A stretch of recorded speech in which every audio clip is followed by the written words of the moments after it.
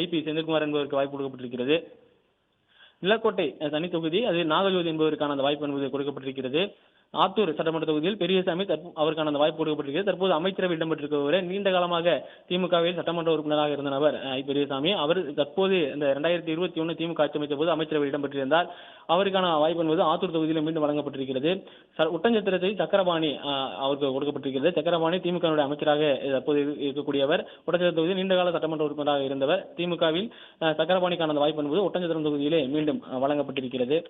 மடத்துக்குளத்தை பொறுத்த வரைக்கும் ஜெயராமகிருஷ்ணன் என்பவருக்கான அந்த வாய்ப்பு கொடுக்கப்பட்டிருக்கிறது. உடுமலைப்பேட்டை சட்டமன்ற தொகுதியில் ஜெயக்குமார் என்பவருக்கான வாய்ப்பு கொடுக்கப்பட்டிருக்கிறது. வால்பாறை தனி தொகுதி அதில் போட்டியிடுவதற்கான வாய்ப்பு என்பது சுதாகர் என்பவர் கொடுக்கப்பட்டிருக்கிறது.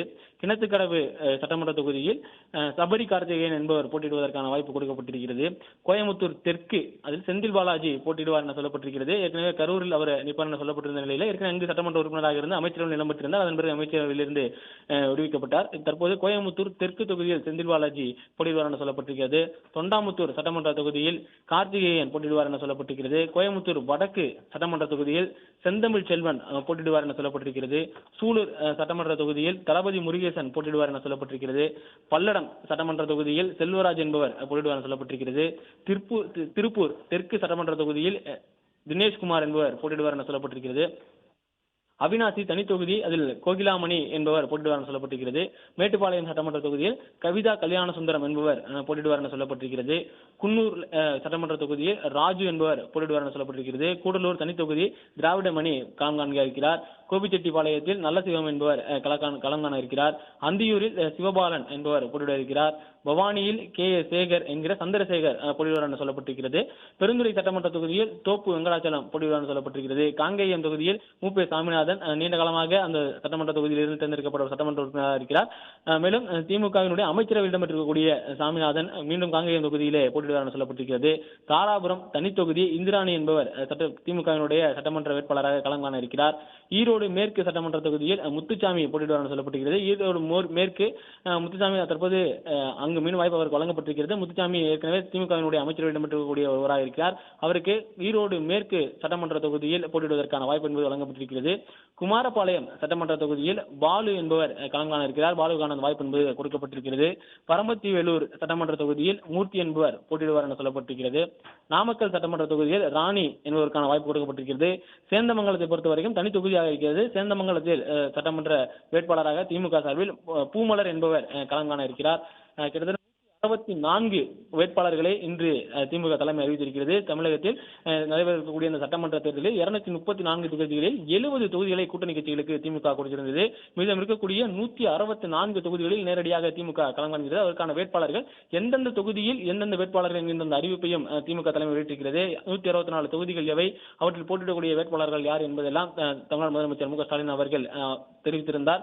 தற்போது இந்த சேந்தமங்கலம் தனி தொகுதி அதில் பூமலர் என்பவர் போட்டியிடுவார் என திமுக தலைமை அறிவித்திருக்கிறது. ராசிபுரம் தனி தொகுதி அதில் மதிவேந்தன் போட்டியிடுவார் என சொல்லப்பட்டிருக்கிறது. மதிவேந்தன் தற்போது அமைச்சரவை இடம்பெற்றிருந்தவர். ராசிபுரம் தொகுதியில் தனி தொகுதி அதில் போட்டியிட்டு வெற்றி பெற்றிருந்த பிறகுதான் அவருக்கான அந்த அமைச்சரவை வாய்ப்பு என்பது 2021 திமுக ஆட்சி அமைந்த போது கொடுக்கப்பட்டது. தற்போது அமைச்சராக இருக்கக்கூடியவர் மதிவேந்தன். அவருக்கான வாய்ப்பு ராசிபுரம் தனி தொகுதியில் கொடுக்கப்பட்டிருக்கிறது. வீரபாண்டி சட்டமன்ற தொகுதியில் தருண் என்பவருக்கான வாய்ப்பு கொடுக்கப்பட்டிருக்கிறது. சேலம் தெற்கு லோகநாதன் என்பவர் போட்டியிட இருக்கிறார். சேலம் வடக்கு ராஜேந்திரன் போட்டியிடுவார் என சொல்லப்பட்டிருக்கிறது. அவருக்கான அமைச்சரவைக்கான வாய்ப்பு என்பது ராஜேந்திரனுக்கு கொடுக்கப்பட்டிருந்தது. சேலம் வடக்கு சட்டமன்ற தொகுதியில் போட்டியிட்டு வெற்றி பெற்றிருந்த ராஜேந்திரன் அவருக்கு அந்த வாய்ப்பு கொடுக்கப்பட்டிருந்தது. தற்போது மீண்டும் அவருக்கான அந்த வாய்ப்பு போட்டியிடுவதற்கான வாய்ப்பு திமுக தலைமை சார்பில் கொடுக்கப்பட்டிருக்கிறது. சங்ககிரி சட்டமன்ற தொகுதியில் மணிகண்டன் என்பவர் போட்டியிடுவார் என சொல்லப்பட்டிருக்கிறது. எடப்பாடி சட்டமன்ற தொகுதியில் காசி என்பவர் போட்டியிடுவார் என சொல்லப்பட்டிருக்கிறது. மேட்டூர் சட்டமன்ற தொகுதியில் மிதுன் சக்கரவர்த்தி போட்டியிடுவார் என சொல்லப்பட்டிருக்கிறது. ஏற்காடு தனி தொகுதி ரேவதி மாதேஸ்வரன் என்பவர் போட்டியிடுவார் என சொல்லப்பட்டிருக்கிறது.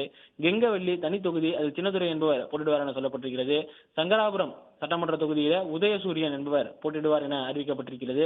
ரிஷிவந்தியம் சட்டமன்ற தொகுதியில் வசந்தம் கார்த்திகேயன் போட்டியிடுவார் என அறிவிக்கப்பட்டிருக்கிறது. உளுந்தூர்பேட்டை சட்டமன்ற தொகுதியில் வசந்தவேல் என்பவர் போட்டியிடுவார் என அறிவிக்கப்பட்டிருக்கிறது. திருக்கோயில் சட்டமன்ற தொகுதியில் பொன் கௌதம சிகாமணி அவருக்கான வாய்ப்பு கொடுக்கப்பட்டிருக்கிறது. திருக்கோயில் சட்டமன்ற தொகுதியில் ஏற்கனவே பொன்முடி நின்று வெற்றி பெற்றிருந்தார். அவர் அமைச்சரவையில் இடம்பெற்றார். அதன் பிறகு அமைச்சரவையில் இருந்து விடுவிக்கப்பட்டிருந்தார். தற்போது பொன்முடிக்கான வாய்ப்பு என்பது மறுக்கப்பட்டிருப்பதாக சொல்லப்பட்டிருக்கிறது. அந்த வாய்ப்பு வழங்கவில்லை, அவர் போட்டியிடவில்லை. திருக்கோயிலூர் சட்டமன்ற தொகுதியில் அவருடைய மகன் பொன்முடி மகன் கௌதம சிகாமணி போட்டியிடுவார் என சொல்லப்பட்டிருக்கிறது. திருக்கோயிலூர் சட்டமன்ற தொகுதியை பொறுத்தவரை நீண்ட காலமாக பொன்முடி அங்கு போட்டியிட்டு சட்டமன்ற உறுப்பினராக தேர்ந்தெடுக்கப்பட்டிருந்தார். அதன் பிறகு திமுகவினுடைய அமைச்சரவையிலும் இடம்பெற்றிருந்தார். அதன் பிறகு இம்முறை போட்டியிடுவதற்கான வாய்ப்பு அவருக்கு வழங்கப்படவில்லை, அவர் போட்டியிடவில்லை. அவருக்கு பதிலாக அவருடைய மகன் கௌதம சிகாமணி திருக்கோயிலூர் சட்டமன்ற தொகுதியில் போட்டியிடுவார் என அறிவிக்கப்பட்டிருக்கிறது. விக்கிரவாண்டி சட்டமன்ற தொகுதியில் அன்னியூர் சிவா போட்டியிடுவார் சொல்லப்பட்டிருக்கிறது. அன்னியூர் சிவா என்கின்ற சிவசண்முகம் போட்டியிடுவார் சொல்லப்பட்டிருக்கிறது. விக்கிரவாண்டி தொகுதியை பொறுத்த வரைக்கும் இடைத்தேர்தல் நடைபெற்ற ஒரு தொகுதி. அதற்கு முன்னிருந்த சட்டமன்ற உறுப்பினர் இயற்கையின் காரணமாக அதன் பிறகு அன்னியூர் சிவா இடைத்தேர்தலில் போட்டியில் வெற்றி பெற்றிருந்தார். அவர் மீண்டும் விக்கிரவாண்டி சட்டமன்ற தொகுதியில் போட்டியிடுவதற்கான வாய்ப்பு என்பது வழங்கப்பட்டதாக சொல்லப்பட்டிருக்கிறது. விழுப்புரம் சட்டமன்ற தொகுதியை பொறுத்த வரைக்கும் லட்சுமணன் போட்டியிடுவார் என சொல்லப்பட்டிருக்கிறது. வானூர் தொகுதி தனி தொகுதி, அதில் கௌதம் திராவிடமணி என்பவர் போட்டியிடுவார் என சொல்லப்பட்டிருக்கிறது. செஞ்சி மஸ்தான் போட்டியிடுவார் என சொல்லப்பட்டிருக்கிறது. செஞ்சி சட்டமன்ற தொகுதியை பொறுத்த வரைக்கும் மஸ்தான் திமுக அமைச்சரவை இடம்பெற்றிருந்தவர். அவருக்கான வாய்ப்பு என்பது செஞ்சி சட்டமன்ற தொகுதியில் மீண்டும் வழங்கப்பட்டிருக்கிறது. மஸ்தான் செஞ்சி சட்டமன்ற தொகுதியிலே போட்டியிடுவார் என சொல்லப்பட்டிருக்கிறது. வந்தவாசி தொகுதி தனி தொகுதி, அம்பேத்குமார் போட்டியிடுவார் என சொல்லப்பட்டிருக்கிறது. செய்யாறு ஜோதி என்பவர் போட்டியிடுவார் என சொல்லப்பட்டிருக்கிறது. ஆரணி சட்டமன்ற தொகுதியில் மகாலட்சுமி கோவர்தனன் என்பவர் போட்டியிடுவார் என சொல்லப்பட்டிருக்கிறது. கலசப்பாக்கம் சட்டமன்ற தொகுதியில் சரவணன் என்பவர் போட்டியிடுவார் என சொல்லப்பட்டிருக்கிறது. கீழ்பண்ணாத்தூர் பொறுத்தவரைக்கும் சட்டமன்ற தொகுதியில் பிச்சாண்டி துணை சபாநாயகராக இருந்தவர், திமுகவில் நீண்ட நாட்களாக இருக்கக்கூடியவர். பிச்சாண்டிக்கான வாய்ப்பு என்பது கீழ்பண்ணாத்தூர் தொகுதியில் வழங்கப்பட்டிருக்கிறது.